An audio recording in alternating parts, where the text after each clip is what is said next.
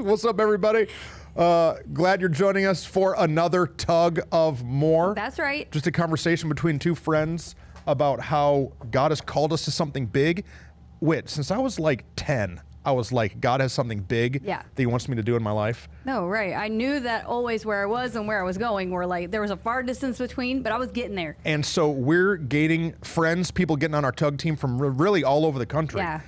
All over the world. Okay. Tug of More is international, of people engaging as we're learning together about how to not just stay satisfied and comfortable with where we are, but to step into more. Into the fight, into the struggle, into the tension, and tug together. And man, it's not always easy. Sometimes it's hard. Yeah. Sometimes it's exhausting, but it's always fun.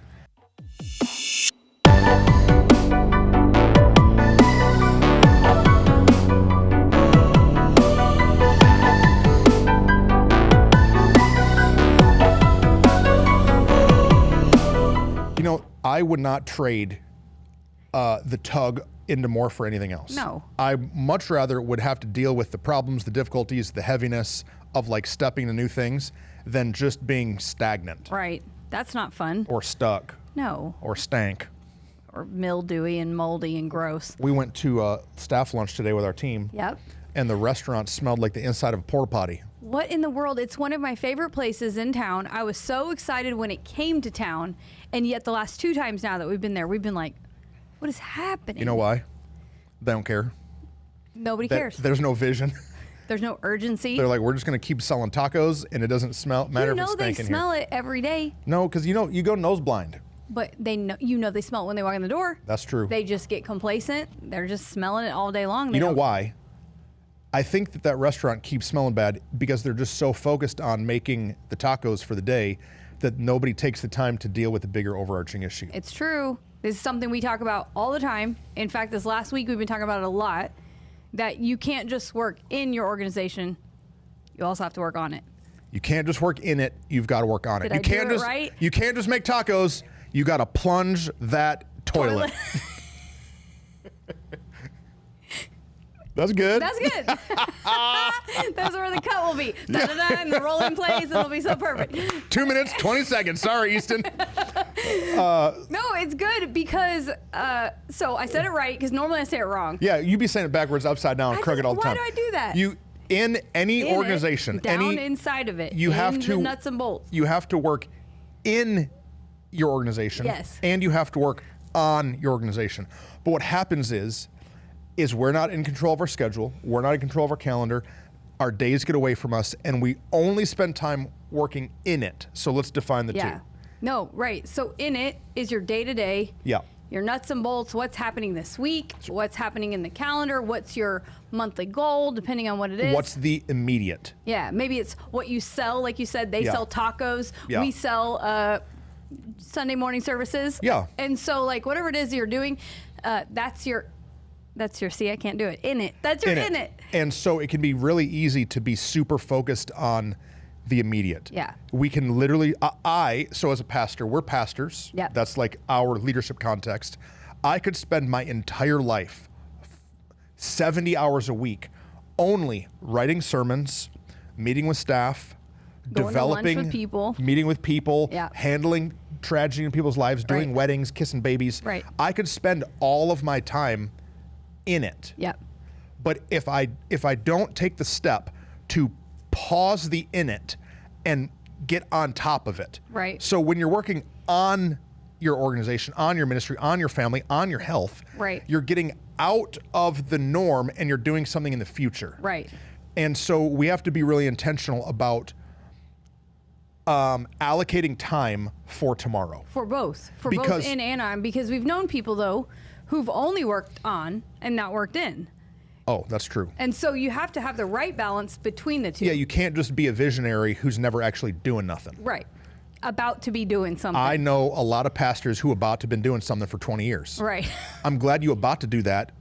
What you doing today? What you doing in it. Right. And so there's a balance, and seasons change. Yeah. Like there are some seasons that you're really busy in it. Yeah. And there's some seasons you're really busy on it. Right. And then like for us, right now we're in a series that I've been really excited about for a while. And so I already have been, so I've been working on the series I'm in today Right. But 6 months ago, I was working on it. Right. And so my load is lighter because I worked on it back there. Absolutely. And then just this week, even though it's been really hectic, we talked about what we're preaching and teaching in next year. Right. So we had to pause all of the emergencies. Yep. We had to pause all of today's problems so that we can plan for tomorrow. Right. Because if we're not planning for tomorrow, we can't be creative. We can't do new things. Yeah, you do everything at the last minute, Yeah. and you're running with your like a chicken with your head cut off, just going from problem to problem. Sometimes the problems that you're dealing with today can be dealt with more easily and efficiently if you'll deal with it. What really should be happening in Yeah. 6 months. Some of the staff issues that we've encountered, we spend so much time working in it and just dealing with some stuff. But then when we said, hey, let's actually get a plan. What are we actually looking for? What is our hiring structure going to be like? What is our long-term goal plan for them going to be like? That helped us. That then we didn't have to work in it as hard Yeah. because we had worked on it for a little while. Yeah. And so I think it can get overwhelming sometimes. Yeah. The in it can get overwhelming and the on it can get overwhelming. Yeah. But we have to find the right balance. Yeah. And so identifying like where you are Yeah. and like the season that your organization is can help you understand that balance. And And the season. it's season you are. Like it's Right. different for everybody. Like for me, Right. in my age and where Living Church is, its size, our staff size, I spend a lot of my time working on it. Yeah. I'm looking forward. Right. I'm trying to live 50-50. I'm Yeah. trying to live 50% of my energy in the future and 50% of my energy in the now. And guess what? In 10 years, maybe 80% of my energy is in the future, Right. and only 20% of my energy is in the now. Right. But when I was an executive pastor, not the lead pastor, I spent 70% of my day in it. 70% of what I was doing in the day-to-day, and only 30% in the future. Yeah, it depends on where you are in your personal vocation, where you are in the season of the organization that you're working for, and then also the season of the year. Yeah. There are certain seasons of the year that you and I take intentional time to work in things, and then certain seasons of the year we take intentional time to work on. Yeah. When it's Christmas, we're in. Like, there's no Yeah. foresight of what's coming, and Yeah. yet it's there, but it's only because we've been planning for it. The month before Easter, No. we're in full in it. Easter mode. I am not dreaming and planning No. about what we're going to do in 6 months. Right, right. I'm like, it's hand to mouth. Right. But there are certain seasons where we know, hey, we're intentionally scheduling and planning. The month of September, we took intentionally to work on some things. Yeah. Now, right now in October, we're doing in and on because of what we kind of got going in September that we were working on so hard that now it gave us, we had the breadth of space to work on it then, and now we're able to balance it well, I think, in this season. There might be another one What is that it? I don't know what it would be called that we need to talk about. I think that some people, they live not just working in it, but like they're not working proactive, they're working reactive. Oh, right. So like I just said that sometimes I live in the present, but sometimes I live in the future. Well, sometimes leaders get stuck living in the past. Mm-hmm. Like when we get way far behind, we're not even able to work on stuff today. We're just running around managing problems from yesterday. Yeah. That's not like the tug of more. That's like the tug of the chore of the fact that you didn't do what you should have done. I Yeah. mean, really, it's sometimes Yeah. you got to clean up a mess because you didn't Yeah. work on it long enough, probably. Yeah. I don't know.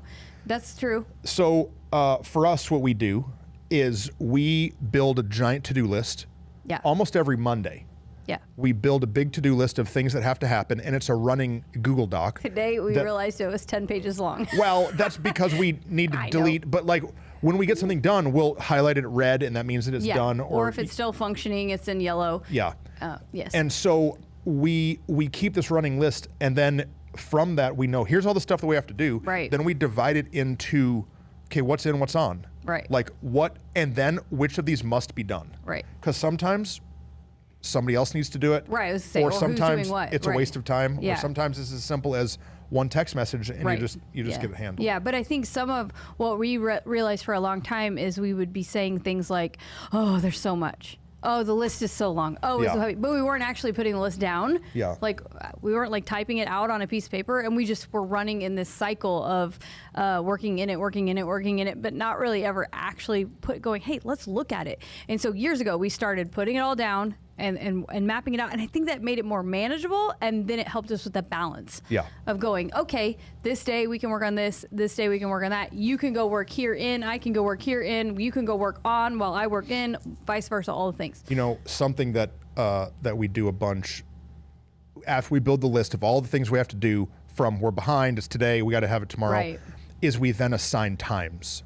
And so if you know there's stuff that you need to work on, you need to change your staff structure, you need to rebuild a website, you need to come up with a promotion plan, whatever is like future you have to do, the only way you're going to get there is to put in your calendar time to do it. Right. So remember, before we even bought land, we now own a big piece of property in our city.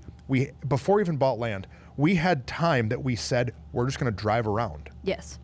Like literally on the calendar, we're going to, for an hour after this lunch meeting or something, we're going to go drive to this property, this property, this property. We're just going to look at them. Yeah. And like, it felt kind of foolish. Right. I was going to say, sometimes working on feels like a waste of time, but we've learned that the only way to actually get to more is to give time, whether it feels wasted or not, to the big picture, to the vision. Yeah. I think some people are really great at working in, as you mentioned, that restaurant. I'm like, that's a successful restaurant. They're a franchise, they're a chain, like, and they've been going all across the North Texas area.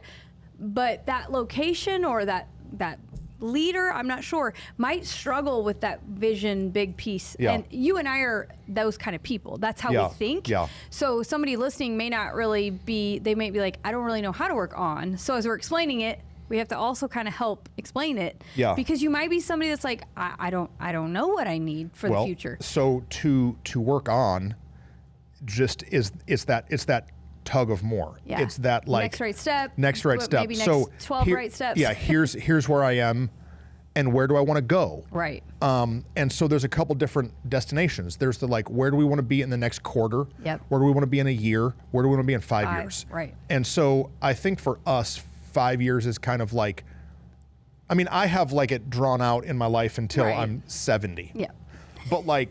But whether that goes that way or not, I don't know. But at least I know where I'm headed. Right. And so, if you're not building if you fail to plan, then If you fail to plan, you plan to fail. Yeah. Yeah.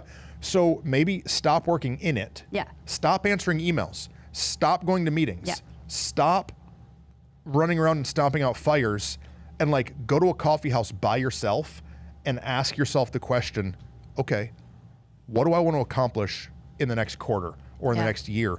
And then build some steps to that. Right. Because if you never have the vision and never have the steps, you're never going to do it. No. And you're just going to run around serving tacos and still have a smelly bathroom. Yes. And then people will stop coming, even though your tacos are great. Yeah. No, it's really good. I had a guy talk to me this week. It's super off topic. Okay. He listens to Tug of More. Okay. Loves it. He listens on Spotify. And he said for the first time he checked us out on YouTube, and he said he's really glad that he did because he realized a problem he had been having.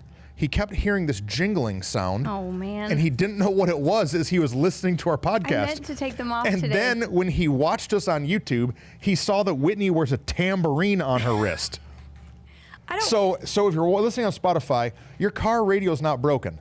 It's not a microphone halfway unplugged. It's Whitney's tambourine arm. Hey, they mean stuff to me. They all have meanings, and they're like important. They mean stuff to me too.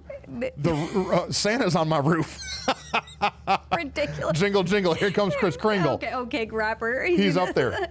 But yeah, sorry, I meant to, and I will stop wearing them. But probably I won't. It was just extra jingly today, so sorry, I thought that I would. Very jingly. I thought that would draw some attention to it. Because one of my other good bracelets broke, so I had to add a couple more to make it feel like. We saw a lady the other day who I said, see? Whitney, that lady beat your Hers bracelet was all game. the way down to it was like this. Yeah, dude, she was looking bougie McBouge. Well, sometimes we have to work on our fashion sense, and I have to go, okay, I'm evaluating, I have too many. But today I'm happy with it. Okay. What else? No, it's super good. I think, so for me, I know a struggle I had in a season was in the role which we have, stop. Now I'm so insecure of my bracelets. In the season or in the relationship that we have, I try to give you a lot of space to work on as much as you can. So I work in. However, in the dynamic that we have, I work on with you a lot. Yeah. And there was a time in a season where I had to realize, okay, I've got to figure this out. I've got to delegate some of my working in because I'm doing too much in it that is not allowing me to help on it, so that when I do go to work on it, I'm just dropping the ball here in it. And so as you adjust and shift into new seasons, you have to not only evaluate, am I working in and on properly, but now what do my roles look like in those places? Do I have the right infrastructure of people around me? Do I have the right team around me helping me? If not, I better get somebody else on the team to help delegate some things too, because you can't let the day-to-day fall dreaming for the future. Correct. Yeah, at the same time, we can't give up the future because of the day-to-day. We can't let the day-to-day fall apart because of, and so... Yeah, there's a balance. No, for the first several years of the church, I'm the only one who was working in the HR, overseeing, helping with the financial pieces, all these things. And in the last few years, we've had to bring in some heavy machinery to help. Yeah. Because I couldn't do all of that and all of this at the same time. It was too much. There was no way for you to dream with me. Right. And to even have time to hear what I've been thinking. Right. That then we can disseminate information to the rest of the church and staff. Yeah. If you're locked in an office doing tasks. And so there's the struggle of tasks and dreams. Yeah. No, because stuff there's and stuff tomorrow. you still have to do in it. Dude, every day, all the time. Hey, Emails you got to respond to. Well, every week I have to create content to teach on a Sunday. But aside from that, even emails, I'm even saying responses. I mean, I'm just saying there's so many pieces. Yeah. It's not just, oh, I'm a pastor, so I work on the message and nothing else. If you're a pastor and you're doing that, you're doing it wrong. Well, No, they are. They're screwing it up. Yeah. But there's so many things, but you had to give space for all of that. Yep. And it was tough. It's hard. Tough. I love working hard. It's like a part of my makeup. And so physically.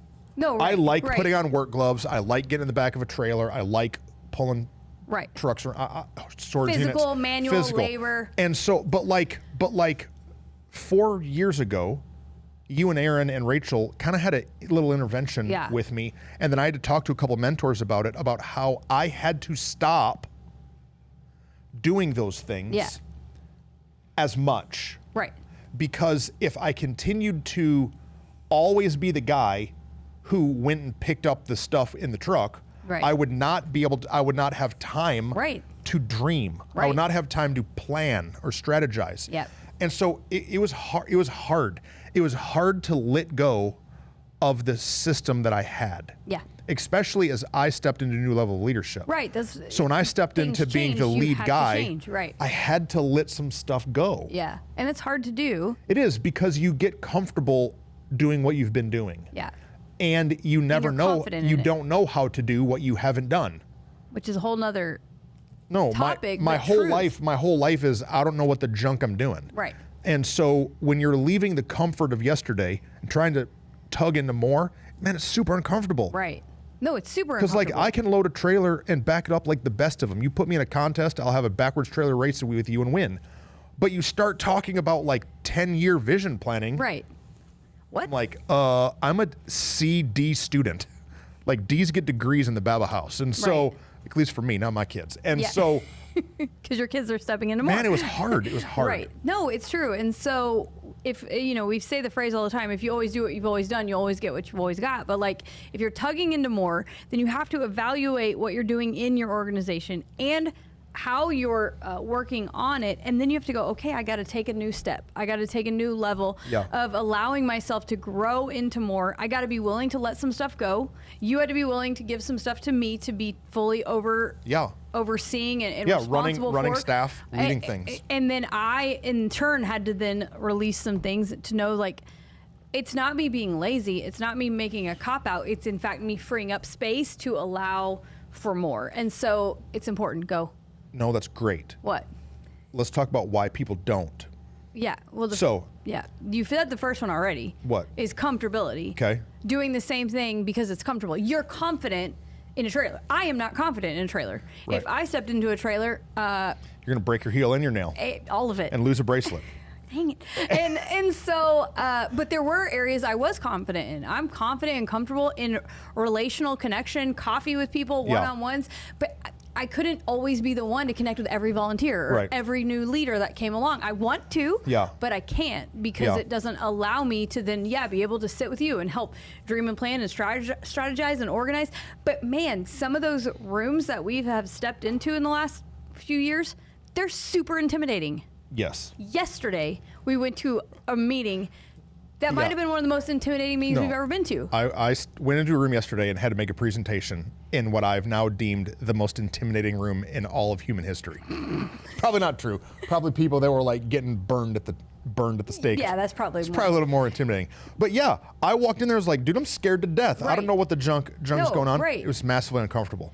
But that discomfort is going to allow us organizationally to step into more. Right. We'd never been there before. We'd never done it before. And we didn't really know what we were doing. Yeah. But our willingness to say, hey, for the sake of working on our organization, we're going to jump into this and just try. What's the worst that could happen? And we said in the parking lot before we went into this meeting, I said, why do I do this to myself?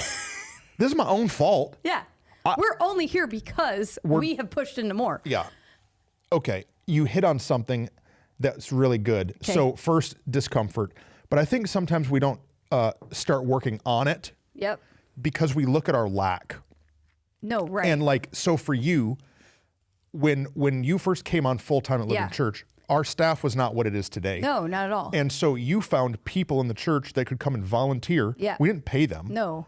We didn't hire somebody to come and take some of those burdens or those pressures. In fact, the first one we hired to help, we just hired for 1 day a week. 1 day a week. And we said, can you do this for basically full time for 1 day a week? and so I'm saying, like, if there's people that are listening that are thinking, it must be easy for you to say. Right. You just hired somebody to do it. No.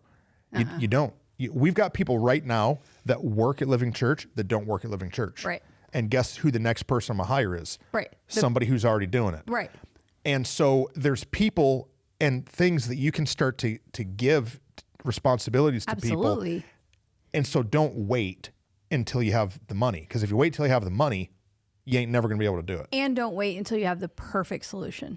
Yeah. There's been seasons, and I'm even convicted right now because there's one role that we've been waiting for that I keep saying, but when we find the right one, we need to just pull the trigger and find the right, and just stop making sure it's right. Just do it with who we have. But there are moments where we wait for the perfect employee, the perfect leader, the perfect whatever. No, whoever's there and being faithful, just give them the opportunity to grow. Have I screwed up before? Yes. Yeah. And so, like, you said that really confidently. No, I'm saying to myself. Kidding. No, I'm saying kidding. because we've done that. Right. We've made emergency hires. Yeah. We've done all those things. But I'm saying, like, I have been given space to learn and grow and lead and fail. Why would I not give other people the same opportunity to learn and grow and fail? And so we can't be like, once they prove to me fully that they are capable, then I'll let some things go. Yeah. No, we just got to start handing some stuff off. You still have to, inspect what you expect or whatever. Yeah. But give some stuff away and start letting other people have the opportunity to rise to the occasion. Yeah. So we have a hard time stopping working in to start working on because it's comfortable where we are. We feel like we don't have what we need. Yeah. And then I think that sometimes we can't stop working in it and get to on it because in it has so many fires. Yeah. It's like there's so many problems. Man, every day. No, right. Every day there's problems. I could be in an office talking with someone crying every day. No, right. There's always a problem. There's always emails to respond to. There's always text messages to answer. There's always phone calls to take. And like it stinks because what happens is you inevitably start letting people down. No, right. Like when I have to say no to in things so I can work on things, there's people that get frustrated. Oh, absolutely. I had a guy text me last night who I haven't seen in years. Long's text, how are you? Blah, blah, how's your family? We need to hang. And I haven't responded yet. It's now been like way too long. And it's not that I'm trying to be a punk. I'm like, bro, I'm literally burning the candle at both ends. Right. I do not have time to engage in a long, drawn-out thing with you. Yeah. And so Nope. we have to be willing to No. hurt some people's feelings, exactly what or it is. like to like let it not be good, or to like that we might get a punch on the chin from someone. We always say progress over perfection. Yeah. Like we're like afraid to like, hey, if I start doing this, might not do it perfectly. I might not be ready yet relationally to Yeah. navigate this.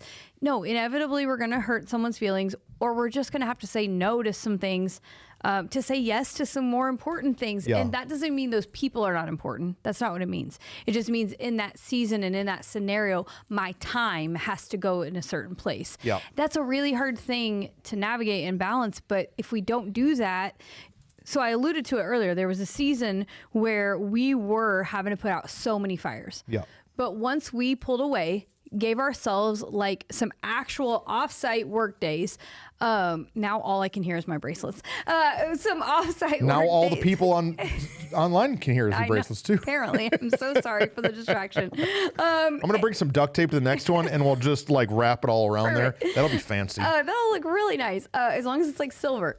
Anyway, we pulled away. We had an actual offsite work day where we built a system and a strategy to help us with some of the fires that we were dealing with in the day to day. Where you're going is really important. And so it felt like I don't have time to work on it because we're literally putting out a fire every minute. And Yeah. we were emotionally taxing ourselves. All our time was invested in these small fires. But when we stepped away, we actually created more time for ourselves in it Yeah. and on it because we made a plan. Yeah. So what you said is that we had to get out of our normal environment Yes. to work on it. Oh, yeah. That's a super important Because piece. like someone always needs 5 minutes. Yes. There's always like an immediate thing. Yeah. Like today. Yeah. Well, I don't want to say the story because the guy might listen. But today, some guy came by the church. Yeah. And it was like about to thief 20 minutes from me. Yeah. Yeah. There's always something. And so sometimes what we'll do is we'll schedule an offsite, literally not in Living Church building, not even in Mansfield sometimes. Right. And so we've called friends of ours that are pastors and said, hey, can we use your conference room for an Right. afternoon? Right. And guess what they say every time? Sure. Yes. We'll go, there's a bunch of those little, what are they called? Like rental offices? Yeah, like Shared spaces? workspaces. Safe place? We work, but not we work. Oh, no. I don't know. That might be But you can go to offices outside of your context and go and schedule time. Go to a coffee house, man. right. No, we just went to a coffee house that was just not in our direct city area. It was Yeah. a little bit outside because we knew we could get some work done, but we Yeah. also wouldn't see people. Except, of course, we did see a couple people that we know, but we would be able to just get some junk done. But also, it's the change of pace, the change of scenery that allows us to dream bigger than the right now fires that we're dealing with. Yeah. Sometimes when we're dealing with, we go to the classroom a lot that we have, and we have the same whiteboard and we write on it all the time. And sometimes in those environments, I can't have the mental thought to dream bigger or to plan ahead more because I'm thinking about the last meeting I had in that room. Oh, yeah. The trauma, the trauma of this room. Yeah, or exactly. Yeah. Or like the last scenario that I had to deal with. And sometimes going to a fresh space gives us new vision to go, oh yeah, here's how we could try. Here's Yeah. a different way we could do it. But it's dedicating time to work on Absolutely. it. Like I know we were prepping for a big series we were going to do, and we took Bailey and Easton and a couple people, and we went and had like this big creative Yeah. brainstorm. Offsite. I already know Bales was talking to me about she's got people working on Easter stuff Right. for months. Right. Like not even here. And they're working not just hand to mouth, not Right. just, oh no, what's happening this Sunday? Yeah, you can't do that. Right. Because if you're only, pastors, they joke about the Saturday night special. That means like when it's Saturday night at 6:00 and you're like, oh no, what am I going to preach tomorrow? The people don't deserve that. No. Like they deserve us to lead better. Yeah. They for sure. deserve us because can I tell you what you can't do on Saturday night? Pray. Right. You can't be creative. On Saturday night, you're just frantically trying Just to figure it frantically out. stealing content. Right. And so, but if we can work to like get out of the hole, Yeah. Yeah. and then get caught up a little bit and then start to get, that's all we're talking about is to get ahead. Right. If we can start to get ahead, man, I've got a good friend of mine who owns a gym And so I'm talking to him all the time, like, hey, it's time for the next location. It's time for the next location. And what I'm doing is I'm thinking about working on it. Right. Where are you going to go? The rent. Who's going to lead it? Who's going to staff it? What are the steps? And it's because I see so much potential, and it's like, let's not just work in it. Right. Let's work on it. Yeah, because we're not only talking about long-term goals as far as like maybe you have a business in sales where, oh, what are my next quarter sales goals? But instead, what are my strategies to grow the department that I'm running? Or what's my strategy to grow in this area and step into more? You mentioned before, as a parent, as families, like what is our next right step as a family? That, today we're going to soccer practice and tomorrow we're going to volleyball. No, let's talk about that. Okay, let's talk about it. Like, okay, for your family, you have to feed the kids dinner tonight. Every night. Every day you have to feed them 3 times. You got to feed them dinner. So much. There needs to be clean underwear in the drawer. Right. Okay, that's in it. Yes. But on it is like, are we going to take a vacation? Right. In 8 months? Right. On it is, what are the values of our family and what do we believe and who are we? What's our mantra? How do we like something Rachel and I talk about is like, how do we like the culture of our home? Right. What does it feel like right now? Are our kids obeying us? Yeah. Is the TV on too much? Right. Is there too much iPad time? Exactly. Are brother and sister yelling more than we want them to? Right. Those are working on conversations. And the only time that can happen is at a restaurant. Right, outside of the regular. It doesn't happen in the middle of disciplining Titus for some. Well, and it doesn't happen while you're doing dishes. No, and while you're mowing the lawn. It doesn't happen while you're cleaning the garage. Right. It can't, man. No. It can't. And so it's setting aside time to work on it. And really, my goal of this podcast, this episode, is just to teach people the concept that there is a different way to think about it. Yeah. That it's not just in, but it's on. Right. There's both, that you have to have a balance of both in order to step into more, no matter where you are and what you're doing. If you want to financially get somewhere, you got to do it. If you want to change, yes, what you said is so good. The culture of where you are, the culture of your work and in your business. I think that if we can be aware of that, then we can recognize when we feel like we're drowning a little bit. There's been times where we felt like we're drowning either in it, and we're like, oh, it's because we haven't taken the time to work on it. Yeah. Or we can feel like we're drowning when we start working on it. And it's like, oh, man, it's probably because we haven't done enough in it to really evaluate this the better way that we should. Little Bible. Yeah, always Bible. So the Bible says that 2 can accomplish more than 1. Yeah. So the Bible says that 2 people have exponential.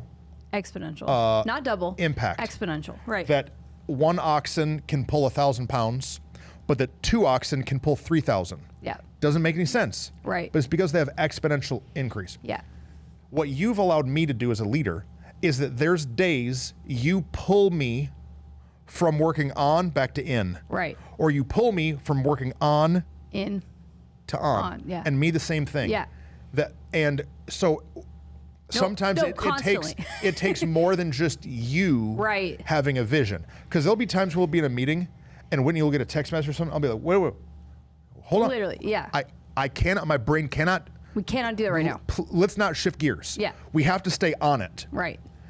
Because there's days where we go like this, in on all day long. Right. Also, but there's sometimes that I'm so on it, I'm so thinking of the future that I'm like, that there's a fire that Whitney's like, no, come. I need you right now to listen to this. This. Yeah.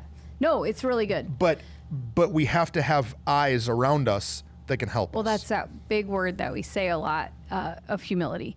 That the only way to be able to work on it and in it at the same time is to not be prideful. Yeah. Because working on it, we're saying, I'm not yet where I want to be. Yes. Because we're not. Yeah. The tension in the tug of more is that we are somewhere, we know we want to get there. And the temptation as leaders is to be prideful enough to say, we got this. Yeah. I got this. We're doing a good job. We are doing a good job. We're running in a great direction. But I'm going to be humble enough to go, I need to pay attention and I need to shift some stuff. Or in the day-to-day, hey, we need to be humble and really look at all this and deal with this today. And then to allow other people into the space to say, hey, help me tug into more. Yeah. Help me see where I'm missing. What could there's times both you and I in our roles have said to the other, hey, tell me, what am I missing? Where am I not? I feel like I'm flailing and failing. What could I do better? Or what am I missing today? I think those are really important. Yeah. Yeah. What?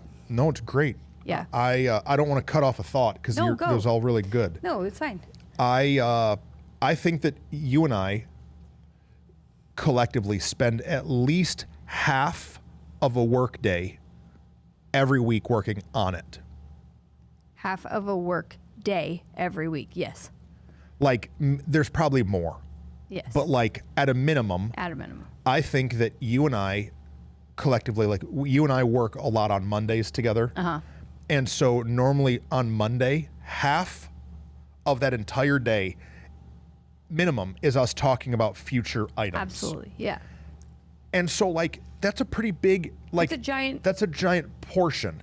And so But again, whatever you're leading, right. how much time are you giving it? But I think it could be easy to look and go, well, yeah, y'all are the ones running the organization, so you should. No. Even if we were running a department, you and I have worked together a long time. Yeah.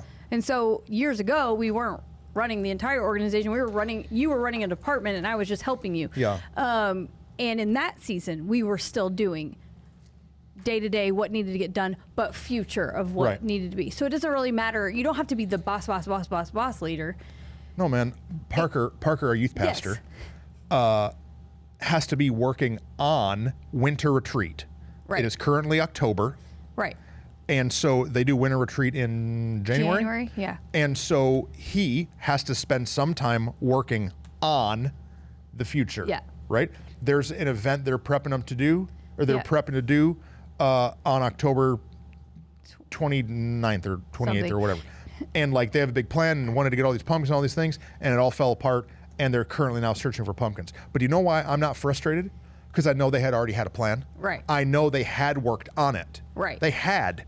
Now it fell apart and they're working in it. Right. But I know they were working on it. Well, and the reason why right now it's not all the way falling apart is because they worked on it. So they have some of what they planned, but the other half fell apart. Right. So if you will work on, and then when the fires happen it's only half as bad as it would have been if you weren't working on it ahead of time. 100%. Yeah. I do not only change my oil when my motor blows up. We have not had a car analogy in a while. Hey, come on. I did a football analogy this last Sunday. Hey. And number one, you didn't even call Aaron and ask any questions. So we were all three on the front row like, I did have to Google what state are the Vikings from. One point you said, what did you say? You said something about a juking, and Rachel went, what is juking? I'm not a sports analogy guy. Hey, you did a great job. But I'm saying... You came across fully confident. Came across like I'm a sports guy. Yeah. So now all the people will come and try to tell me about sports, and I'll be like, I don't know what I'm talking about. Okay. I don't only change the oil in my truck when my motor blows up. Right. But some people only change things in their organization when it blows up. How much does it cost to do that in your car versus... Oh, a new motor for my diesel truck, $8,000. Right. 10 grand, 12 grand. But I can go get an oil change for $130. Diesels are expensive. No, and so I'm like, if we could just spend some time to stop driving, work on it, do some preventative maintenance. Correct. You can't just keep filling it with gas and keep driving down the road. Right. Every once in a while, it's air filter time. Right. It's oil change. It's transmission. You got to service the diff. Like, it's expensive. It's expensive I don't know what a diff keep. Sorry. It's expensive to keep the vehicle going. Right. It costs more than just gas. Right. No. But so many times, all people do is put gas in it, and it just. But I'm good at putting gas in the car. I'm good at working. Me too. I can type a lot of emails. But if I wouldn't start changing the oil, right, and I wouldn't do the preventative maintenance, I would not get as far. What are we talking about? The Tug of More. Right. Getting into more. I want my truck to drive 300,000 miles. Yeah. Not just 60. No, it's really good because as you're saying that, I can hear people that I've worked with in the past, but I'm not good at that. I'm not comfortable with that. Well, then you're not actually wanting to get into more because you've got to be willing to put yourself in uncomfortable and difficult and expensive situations, knowing that that cost is very minimal compared to the cost of just continuing to do what you've always done. Right, because when we take time to plan the future, you said it earlier, that afterwards we say, do we accomplish anything today? Right, all the time we feel that way. It doesn't feel like it. Right. Because you didn't all the way like check something off the list. Right. It goes on our list from written out to yellow, which means still being worked on, not fully read, already accomplished. And many times it has a bunch of new bullet points under it of new tasks that we have to do, right, because it's now just opened up. More work. But that's the only way that we can make progress. Right. We have to call the plumber, get the toilet taken off, Yeah. reseal the toilet, put it back on, or our taco restaurant will smell like Hey, poop. if it happens the third time, I'm going to talk to somebody for real. That's ridiculous. Okay. Clean it up, y'all. Guys, hope this was beneficial to y'all. Anything else? No, it's super good. We've been working a ton on and in what we're doing, and also in this podcast to hopefully help people on their journey of more. And so help us by letting us know if this is good for you. Subscribe, like, comment, share, all the things. But don't be afraid to ask us questions. Like, to let us know what's helping you and what's what you wish you knew more of, and questions that you have. We've had a couple people talk to us about doing a live event. Ooh. I don't all the way know what that means because I am not young and hip as some. But we're talking about doing a live event soon, which would be super fun, where y'all can all come and be a part of a recording, and then maybe we'll ask live questions. I have no idea. Whoa. So hit us up. Tell us if you think that's a good idea. Ask any questions you've got. Love you guys. Believe in y'all. See ya.